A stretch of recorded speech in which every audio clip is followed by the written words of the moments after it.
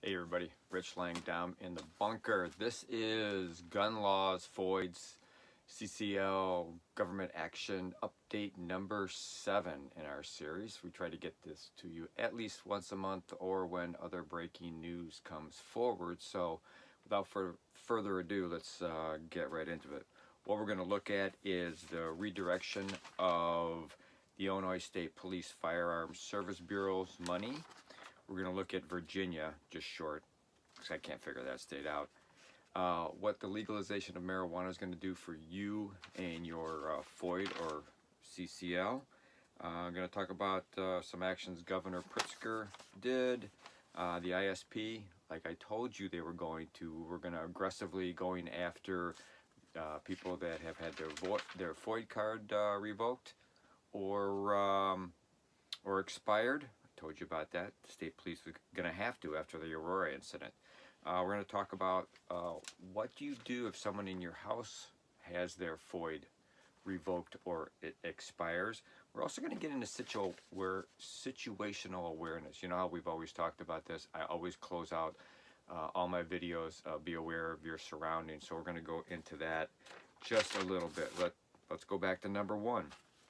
So recently, there was a freedom of information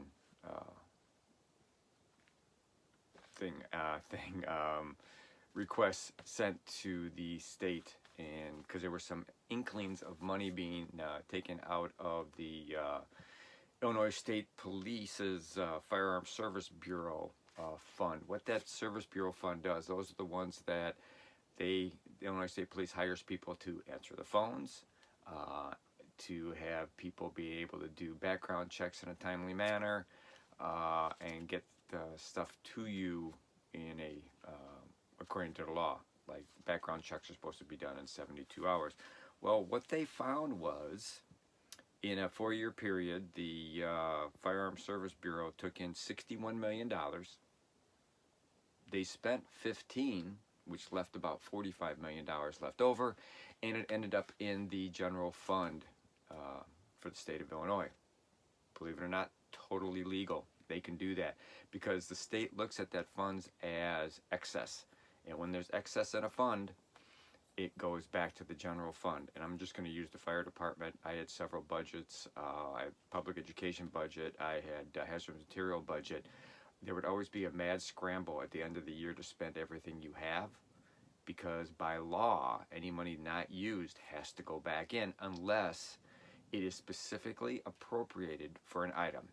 Say a new hazmat truck or specific equipment that we needed that we couldn't buy in one season or one year, we could hold that money over. Well, apparently the Illinois State Police, for whatever reason, didn't use that money, and the general fund said, we'll take it back, we'll put it in the general fund, and we'll use it for other things. They just appropriated other places. So basically they spent 13% of their allocated funds.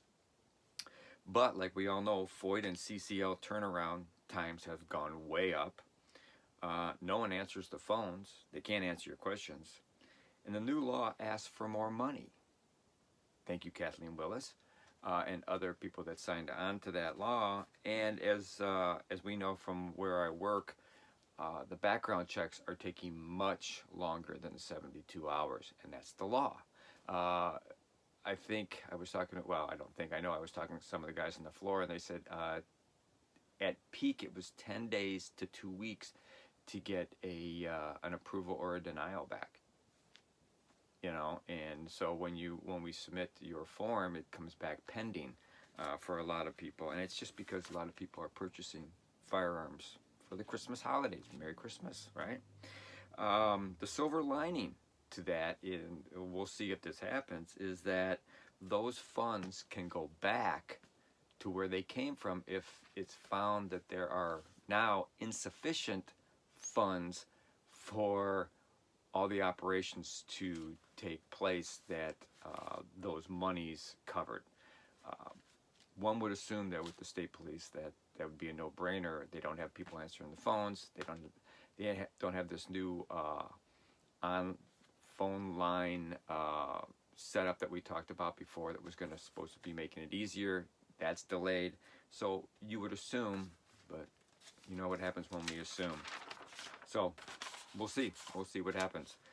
Virginia, total mess. I want all of you make sure you follow it as much as you can. What's going on there? What goes on there could, go throughout the state with the government. Now everybody is Democrat, and they want they want gun confiscation, like our governor here in Illinois wants too. Eventually, if you could get it done.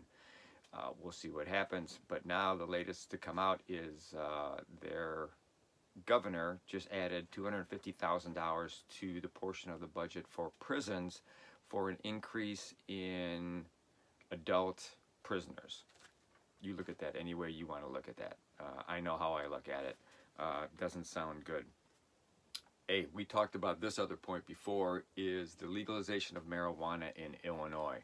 And how is that going to affect you? Well, the state says it's not going to affect you. Medical marijuana does not affect the fact that you have a FOID card. And that's great for now.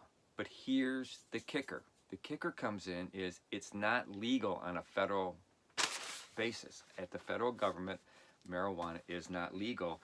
And that was the problem in the banking industry. All these guys that were selling medical marijuana, what do they do with their money? Well, they technically can't put it in a bank that's federally insured, because it's an operation that's against the law. So come into effect here is your 7743. And what does it say? When you fill out all the little check marks on there, you go to 11E, and it says, are you an unlawful user of or addicted to marijuana or any depressant, stimulant, narcotic drug, or any other controlled substance? If you put yes, you're going to be denied. Okay, but underneath that, it has a warning. The use or possession of marijuana remains unlawful under federal law, regardless of whether it has been legalized or decriminalized for medical or recreational purposes in the state where you reside. What does that tell you? It tells me, even though I'm not going to, even though I don't have a medical marijuana card, and I'm not going to go out January 1st and buy a bunch of marijuana and sit around and smoke it. I don't even drink. So anyhow, but that's just me. My suggestion to all of you is, for right now, don't do it. I don't know. With medical marijuana, you have a state card that they scan. Technically, under the NICS background checks, those scans for medical marijuana have to be accessible to a NICS investigation, and if it comes back that you put no on your 4473 and NICS comes back and it says yes, you do, technically, you just committed a felony.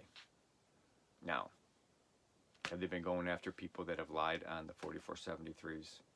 No, they haven't, but don't be the person that they come back on. So it's a really gray area. I've talked to some other legal people, some police officers, and some lawyers, and they say, the best thing to do is just stay away from it for now until they figure this all out. It's a mess between the states and the feds. It has been since Colorado legalized it, and maybe even before that, but that's when I first heard about it. So that's with the legalization of marijuana. Just hold off. Even the state, I wish there was a state of Chicago, but the city of Chicago doesn't even want to deal with the legalization of it. Next thing, Governor Pritzker, along with 11 other governors, signed a letter for President Trump and Senator Majority Leader McConnell to pass common sense gun law. All right, it's just another letter that they passed, but this is what they want. They want, and in that they're asking for stricter red flag laws, universal background checks, outlawing assault weapons, and strengthening mental health screening. Not sure what that means. State of Illinois, with many other states, took a lot of money over the last 30 years away from mental health, and now I guess they're realizing that it's coming back to bite them in the butt. Hopefully they'll have more money for that. I don't know what the screening means, but we will see. And I don't even know if they know what screening means. All right, Illinois State Police, like I told you they were going to after Aurora shooting, is aggressively going after expired FOID card holders. And as we talked before, is how they do it is they send you a letter that your FOID has expired or it has been revoked. They also let your local law enforcement know this. Local law enforcement then can go to the state police and say, okay, what does he own? What does he have? State police will say, this is what he or she owns.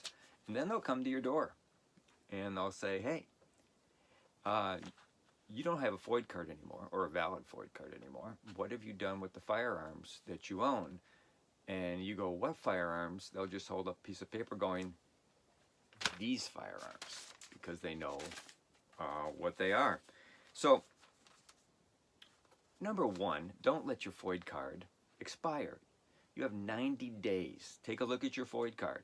Even though you're going to get a letter from the state, but don't count on it. It might not arrive in time. You have 90 days from the time of before the time of your expiration to re-up. And you're going to get an email once it's re-up from the state police saying that they've received your information and they're processing your card. Make sure you save that email. If you don't get that email, call them and find out what's going on. Good luck on calling them. Like I said, apply early. Verify it on the Illinois State Police website that your renewal application is actually pending review. They're going to pen it review and then they'll let you know. And then FOID cards are coming pretty quick, so that's really pretty good. I've got a couple articles I've read from a couple different individuals, and one of the things they definitely say is if your FOID card is suspended, revoked, or you fail to get it in time, they recommend transferring your firearm collection to an FFL dealer as soon as you are notified by the Illinois State Police. And the reason for that is you have a couple choices. Let's go back here. You can surrender all your firearms to a local law enforcement agency. You can transfer your firearms to another person that has a valid FOID, but that requires a 72-hour waiting period.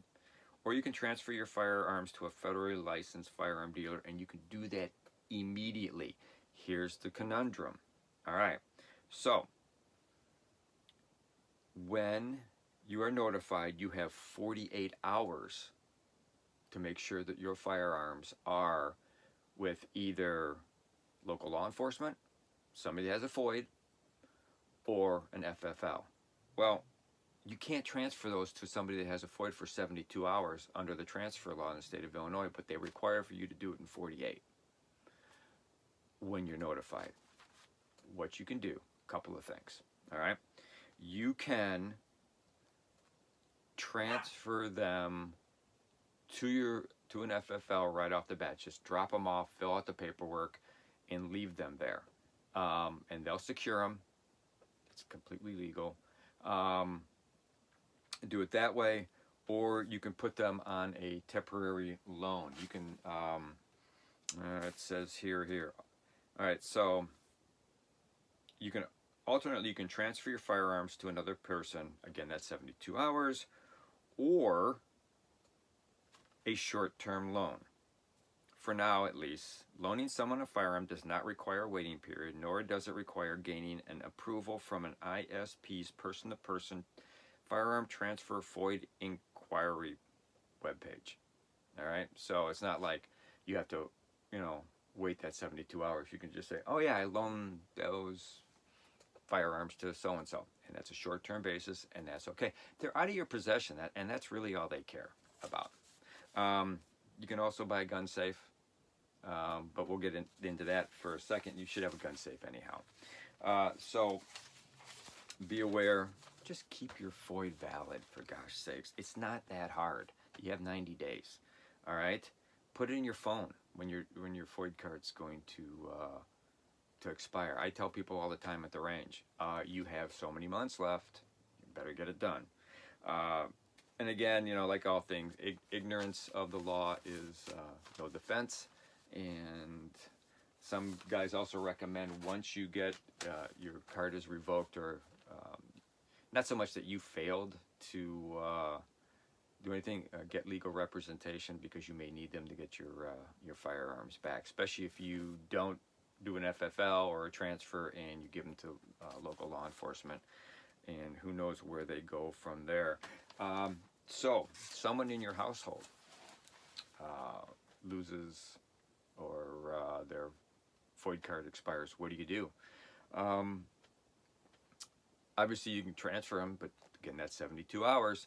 You can also get a safe and prove that all the contents are inside the safe. Police are going to want to see it. You're going to have to open up your safe, but you're going to have to prove to them somehow that the person whose FOID's expired, or revoked, does not have access, does not have keys, does not have the combination, does not have anything with that. And maybe some local law enforcement will say, okay, all right, we get it. You're responsible. And you are. You will be totally responsible for that. And then wait for the 72 hours to go through, and then they become your firearms. But that's if someone in your household loses it and they actually own. See, that's the other thing. You could have a FOID card and it may be expired or revoked or whatever, and not own any firearms, and the local police will know that, because what they'll do is they'll get the form through BAFT, BATFE, however you say that, and they'll know that you don't have any firearms, and they're not going to worry about it. Okay, they may come by and check and say, hey, what's going on? Why did you do this? Your FOID is expired. Be aware. Again, don't let it happen. Or move out of the state. Probably the best thing, move out of the state. So the last thing I want to talk about is situational awareness. Unfortunately, every day we hear in the news about people being robbed, murdered, things happening to them, kidnapped or whatever, because they're not keeping aware of their surroundings. Parents, this is something you need to teach your kids, because they probably aren't going to figure it out on their own because they're too busy doing other stuff. But let's go over some points real quick about situational awareness. When you're out there in the street, go with your gut. You and I all know that because we're older, we can see a situation and we know, don't go that way. This is not good. I'm going to cross the street, or I'm going to turn around and go back the other way. Kids don't get that yet. And you know if your kids are street smart or not. And if they get it, and you may need to help them a little bit better on how to figure that out. Keep an eye on your surroundings. Look around you. Are there people lurking around in corners? Are there people loitering? Are there lights out that shouldn't be out? Just be aware. Stay off your phone, unless you're talking to somebody like the police, which is probably important, or you're talking to somebody. Maybe you're talking to your kids and helping them get someplace, but don't let them concentrate on their phone. You're just trying to get them, to find out they're safe. Make sure they're looking around. All right. Unplug while in public. Teach your kids to unplug. Don't be listening to music. And this goes from people sneaking up behind you to getting run over by an electric car that has no noise anyhow, but walking out into traffic or whatever, looking at your phone, watching a video, you're plugged in, you can't hear things going on. We tell kids at school all the time, unplug, so you can hear what the directions are, so you can, learn. Walk with a purpose. When you're going somewhere, don't just goof around and, wander and stuff like that. That's great for shopping at the mall, but it's not when it's nighttime or you're going someplace that is iffy. You walk with a purpose so people know that you know where you're going, you know what's going on around you. Don't loiter, and stay away from people that are loitering. We just discussed that. And if you're being followed, you'll know it, because now you've put the phone down, that you're unplugged, you're looking around at all times, seeing what's going on, you're walking with that purpose. Stay in well-lit areas. Don't walk into some place that's dark. Walk briskly to where other people are, or where there's a police call box, or whatever. Go someplace that is well lit. All right? And the three places that are the worst places to be attacked, or the top three places where people are attacked are parking garages, go figure, gas stations, and 50 feet from your front door. Which is pretty amazing if you think about it, because, 50 feet from your front door, because not only do they get you, but they get in where you live, so they can rob you and whatever else. Gas stations, plenty of places to hide. If you're pumping at night, or even not even at night, go ahead and start pumping. Do a 360 around your car. Number one, you're looking at your tires, making sure they're okay and everything's going on. You're looking at your car, making sure the stuff's not leaking or anything.